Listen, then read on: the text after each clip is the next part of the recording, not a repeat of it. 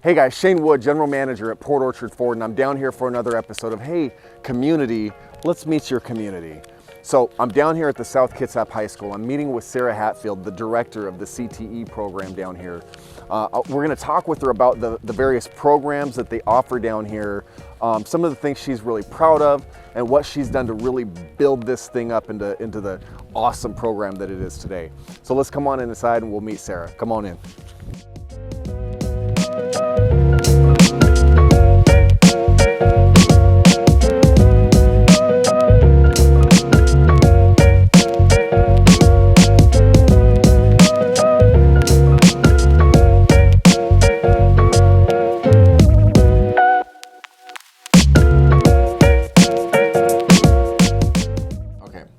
Okay, hey guys, so it's Shane Wood again down here. I'm in the high school. I'm with Sara Hatfield, director of the CTE Career Technical Education Program. Thank you so much for having me. Yeah, thanks for coming down and learning about the programs. Oh man, I'm so excited because I'm one of the advisors on your for your advisory board. I'm in the automotive program.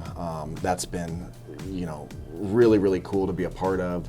And the things you guys are doing is just incredible, and I wanted to bring some attention to it because I don't think that there's a lot of press or the info isn't necessarily out there until you're in the school, and I think this would be something really interesting for parents and kids to be able to see and say, what should I be looking at while I'm in junior high or even elementary. So real quick, why don't you tell us a little bit about yourself, how did you get into the program, etc. Yeah, so I'm a South Kitsap grad, grew up here my whole life, and my junior year because I think sometimes the school's so big you don't even know what it has to offer.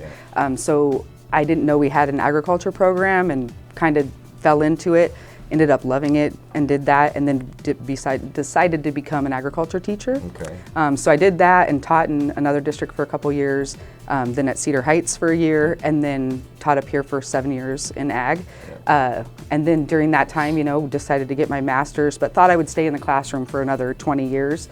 The CTE job came open, and my mentor said, you should apply just for the experience.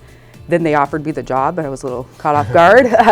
So I'm, loving it. I see it the same as I saw working in the classroom with kids. My teachers are the same way.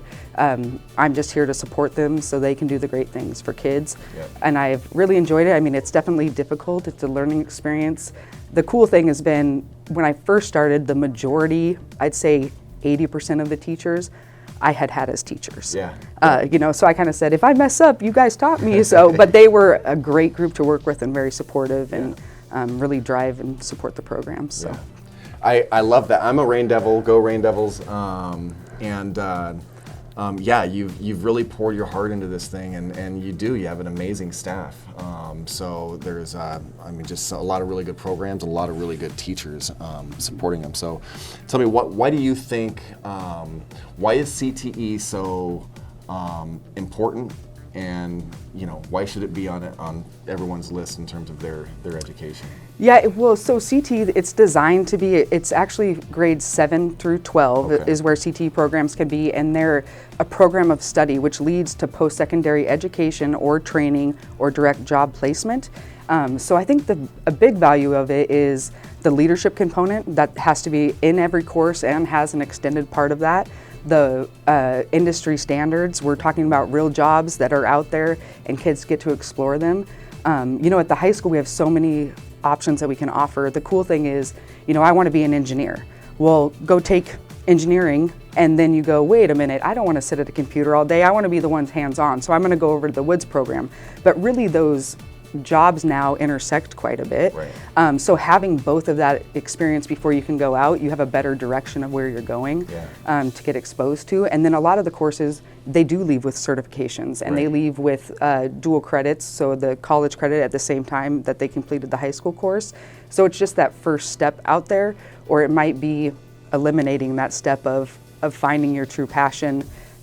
Maybe it wasn't the computer part of it, it was more of the hands-on part, but you really do need to know both. So, Wow. Yeah. I mean, what I love about the program, what you just kind of mentioned, is the ability to come out of even high school, with actual certificates saying, hey, Mr. Employer, I'm certified. Like, you don't have to necessarily train me beyond what your specific programs are. I know how to do the job already. So I think that's really, really powerful. In fact, I have a couple of kids down here that we pulled out of the automotive program, and they're fantastic. And the big thing is the 21st century skills, is kind of the leadership pieces, is teaching kids to be flexible, creative thinkers, adaptable, collaborative, working with people. They're going to see jobs that'll come up in their future that don't even exist now. Right. You know, it's on average now that a person changes a career 7 times. And that's not because they don't like it, it's because it evolves, and being willing and flexible and understanding, it's not the same as, you know, my mom was a nurse, she was a nurse her whole time. My dad was a marine electrician, he worked at the same place. Right. It's not like that Right. anymore. There's a lot more opportunities for kids, and so teaching them to be flexible and always wanting to learn is a big part of what the program is, because we stay current in what we're preparing them for, but that may not be what's there tomorrow. So you have to always want to learn more and be able to change. So. Well, yeah. I mean, before we started the interview, we were talking about in automotive shifting to EV and what that looks like, and how do you stay current on an ever-changing thing, but how important that is, and whether or not you progress in your career is like everything. So, okay. Okay, what are you most proud of? You've done a lot of cool stuff with the program. You guys have obviously grown. In fact, I've heard that this particular high school or district offers more CTE programs than anywhere else in Washington. Is that true? Yeah, well, most other districts have multiple high schools, so they might have different programs at different high schools, but definitely we have more than any one high school in the state. We have about 95 different courses. We're also at Discovery, but we're at the middle schools and then the high school as well. And we can offer a wide range. I mean, it's from, you know, video and photography to NJROTC to automotive to woods to agriculture. You know, the list just goes on, and we're able to give kind of that opportunity to every kid. Robotics, all sorts of stuff. I mean, so not a lot of schools have that opportunity to explore. Right. So what are you most proud of? Well, the number one thing that I'm thankful for and proud of every day isn't necessarily a program, it's the people in the program. The teachers that work for us work hard. All teachers do. Without a doubt. But there is a lot of added additional responsibility that comes with being a CTE teacher. Right. You have to do extended leadership. You have to do advisory committees. You have to do additional paperwork and planning. You don't just think about your content standards.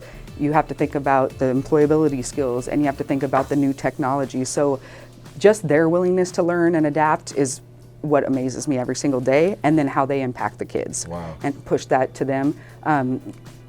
I oftentimes, I don't have a favorite program. I'm proud of, you know, our DECA program is great. Our, you know, FFA program, the automotive, you know, we've got cars in there all the time. Woods, we can go down and look. They've got all these boats that they're building that we're going to finish out. You know, the cybersecurity and AP computer science, we're picking up in those pathways as a new area. And then really just the changing of time. So like, you know, we don't have Chilton manuals in automotive, right? Every toolbox that David has that opens up, they have a computer in there, because that's where they're going to be reading the schematics. And a lot of these pathways end up crossing over each other, because you need both the computer skills and you need to have the technical skill as well. So it's just good seeing that integration in all the programs, but there's not one that I'm not proud of. I would say that. That's interesting. Yeah, I mean, gosh, you start listing off some of these programs, and you know, I know Betsy, and we work pretty closely in DECA, and the kids are incredible, and Betsy herself is absolutely amazing, and yeah, you guys have a really in-depth, you know, set of choices for students. Yeah, and my teachers don't often, I try not to put things on that they want to say no, but they don't often say no. So in athletic medicine, we're adding a new course, medical interventions, that will be interesting for kids as a capstone class. Just unpack that. The athletic medicine, when I was here, I mean, is this still one of the best programs in the state? Yeah, I mean, The program, We have a student that is a trainer at the Seahawks. yeah. He was a year older than me or something. But it kind of, when we had the big rifts, some programs took hits, and so they had every program we had to rebuild, and that's probably the biggest thing that's happened in the last few years is rebuilding them. And so they've really come a long way in there, and adding new curriculum and updating stuff has been pretty awesome. So, and then next year we're adding another class, exploring trades apprenticeships, because I can't do a class on every single little apprenticeship that we have that comes out. So this one really looks at the control programmer apprenticeship and then opens them up to every other apprenticeship that they can explore. They'll get their OSHA 30 card. They will get forklift certified, which we just got the forklift and we're getting a simulator in so that they have training hours on that first. So those kind of things are exciting and they're willing to jump into it. The Core Plus curriculum that started with Boeing but now is all manufacturing, we've added that into our manufacturing classes. In our ag welding class, we have the huge Bosch racks, the same you'd see on the plant floor in Boeing that they rivet with and learn to do that. So the partnerships that we have with our community is pretty amazing. Yeah, that's great. That's, it really does put them kind of in a real world work environment. Yeah, and they get to go there, like Safe Boats. We made a connection with a student that was there, that was here before, and we need foam for our boats. And they're like, well, we need the big pieces. These little pieces, go and crazy. so we get the supplies from them, and then we get to take the kids out there. They see what it is, why they're learning, what they're learning, and get excited about it. Yeah. So. Oh, that's great. That's great. So we already kind of touched on what programs you're excited about, and you've listed a ton of really cool ones. So we'll move past that one. But my question, I see a lot of, if you pick a time of day on social media and you'll see some sort of complaint about what schools aren't teaching or what they should be and all that stuff. Now my wife's a teacher, so don't get me started on any of that stuff. But does CTE complement a post-secondary, meaning like higher education and going to colleges and all that stuff, or does it compete with it? It should complement it. So like I kind of mentioned, a program of study, you have to be achieving something. So that's either 4-year, 2-year, direct job placement, or certification. So we build the programs of study that go to, like, you can go to Olympic College, then you can go to WSU. A lot of the CTE careers, if they're not kind of like trades positions, athletic medicine, you're not going to go be an athletic trainer without going to college. From high school, Marketing, you're not going to go be in business and marketing without going to school. You're not going to go into ag in a lot of areas and be a vet without going to school. So they lead to it, but with a purpose. I think that's the biggest difference. I'm not specialization. Yeah, I'm not going to school. I know why I'm going to college. I'm not going to figure out why I'm going. I now have kind of a direction in which I want to go. Every college should end in an employment placement, right? Ours is just directing them there sooner. So, whether they go to UTI or they go to the Kingston Trades Labor Union or they go to WSU, I'll say, because I'm a Coug. So wherever they choose to go, it complements that. That's what the programs are designed to do. And I think they complement, English. There's technical writing. If we all have to work together. Math, they may not get it in math, but then when they come down and apply it in doing a stair rise, we just added some applied math classes, and that's where kids can really see how the math is applied, and it's taking the stuff that they've learned in some of their basic education classes and putting it to use. I bet that's some real aha moments. And just even getting teachers to have those conversations is great. I know when I was teaching, I had to teach how to do board foot of a tree, and I could only explain it one way. If after that my math skills were not good enough to help the kids, so I would do a trade with a math teacher, and they would come in and they would help with the kids that maybe needed a little bit more support. So I think we have good partnerships with basic education, and just looking to have more of those to make those connections for kids of, every kid says, why are we learning this, right? I'll show you. It's interesting. We, from my perspective, and we have a big service department, and you would think that all I need to know is how to wrench on a car and have some tools. And no, we have to have stories that we type in for the manufacturer for warranty claims, and that's cause, concern, and correction. And there's some persuasive writing that you have to have in those things to get claims approved. So there's no doubt that it all goes together for sure. And I think one program, our Family Consumer Science program, they run Wee Wolves, and that's really leading to kids doing, like they're doing right now, a teaching practicum in the elementary schools. Yeah. The culinary program goes all the way through Pro Start. Mm-hmm. Then we, just the independent living and money talks to teach kids to be financially responsible and understand what it means. We have textiles, which is still a booming industry. And it goes with interior design and things like that. So can you do me a favor real quick? Because I hear so much how schools aren't teaching about credit or how to budget or how to balance a bank account or something like that. Isn't that what Money Talks basically does, more or less? Well, Money Talks, independent living, even in their high school beyond planning, there's things like that. ROTC has a lesson on that as well. Most classes have a lesson on that. Right. So kids do get that information. The interesting thing about the ROTC one, I'm sitting in there one day watching, and the teacher comes to me and says, I think we need to update the curriculum because the one that came from the state is talking about balancing your checkbook. I don't know how many checks you write, but I think I still have a checkbook, right? But so that's a lot of people say, well, my kids don't even know how to balance a checkbook. Well, they don't. They don't. Right. So it's staying current with that. I mean, even Sean teaches accounting and business law, and those are great classes. And it's, cryptocurrency. Yeah, right. Right? Mm-hmm. We're teaching about those things, but cryptocurrency is going to change too. So it's being aware of what it is, how it works, how not to get your money taken. Right. In all of the computer related classes, especially we talk about digital safety, digital citizenship, how to be responsible online, what stays with you, what you should not do, or what you should do to protect your information and yourself. So they are being taught. It goes all the time. It's with everything. Right. I can't tell you how many times I'm out there and people say, well, we should have wood shop in automotive.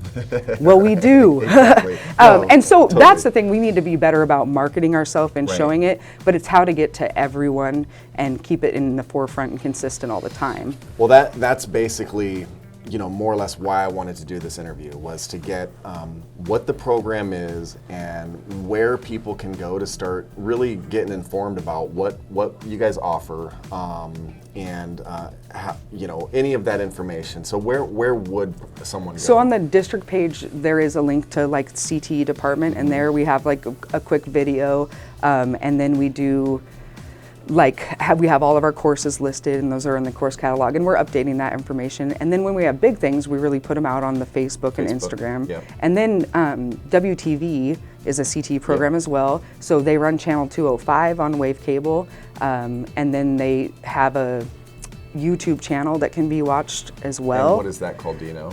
It's called SKTV. SKTV? Yeah. Okay. So channel 205 on Wave is... so they'll stream the sports, they'll stream some of their clips that they do. They do at the one period in the day, they do the announcements through WTV every day. And so they do a full production. I mean, it's a full studio. The cameras to me are crazy. They're like these HD ones. The camera's like this big, but the lens is, Right. So it's current technology that they're working with. And so that's a great place to see what we're doing in our programs. They do pretty good there. And well, I know that there's a ton of places that someone can do research. I really appreciate you making yourself available to kind of inform the community and let them know what we ultimately offer and can do. And I would say to anybody in the community, reaching out to me in our office, we're willing to answer questions. We want to show people and showcase everything that we do, and we need advisory members. That's extremely important. If we don't have business and industry people guiding what our programs are doing, one, we can't have them because we have to have that, and two, we're not current. So we really need the community support, and we get a lot of it. Sure. Right? But it sometimes is cyclical, you know. So it's always something that we're working to recruit, and then they become our mouthpieces out in the public when they hear someone say, they don't have automotive. Yeah, we do. Exactly. So. Well, thanks again for your time. And yeah, if you want to reach out to Sara, she is on the staff page for South Kitsap High School District. But yeah, thanks again. Yeah, thank you. I appreciate it. This was awesome. Yeah. All right, guys. We'll see you next time.